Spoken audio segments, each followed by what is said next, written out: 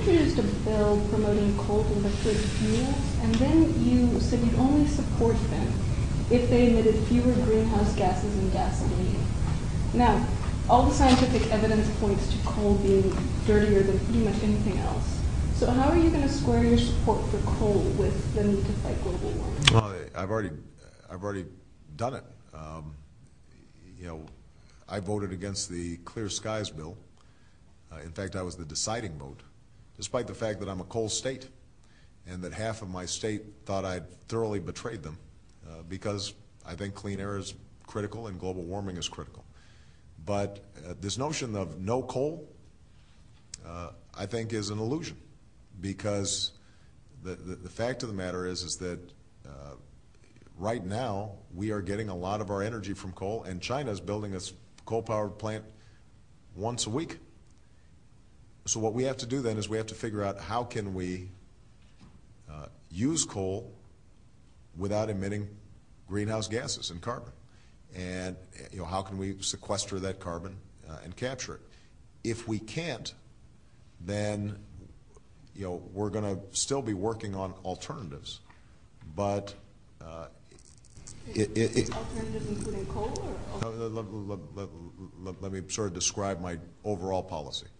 I mean, what I've said is that we would put a cap and trade system in place that is as aggressive, if not more aggressive, than anybody else's out there. I was the first to call for 100% auction on the cap and trade system, which means that every unit of carbon or greenhouse gases was emitted would be charged to the polluter. That will create a market in which whatever technologies are out there that are being presented, whatever power plants that are being built, that they would have to meet the rigors of that market and the ratcheted down caps that are imposed every year. So if somebody wants to build a coal-powered plant, they can. It's just that it will bankrupt them because they're going to be charged a huge sum for all that greenhouse gas that's being emitted. That will also generate billions of dollars that we can invest in solar, wind, biodiesel, and other alternative energy approaches. The only thing that I've said with respect to coal, I haven't been some coal booster. What I have said is that for us to take coal off the table as an ideological matter, as opposed to saying if technology allows us to use coal in a clean way, we should pursue it.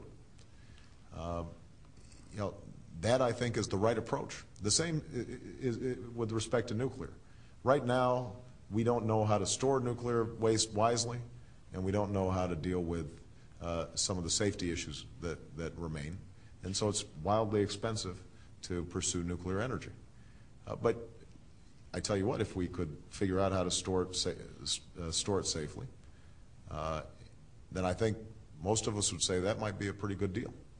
The point is, if we set rigorous standards for the allowable emissions, then we can allow the market to determine, and technology and entrepreneurs to pursue what's the best approach to take, as opposed to us saying at the outset, here are the winners that we're picking,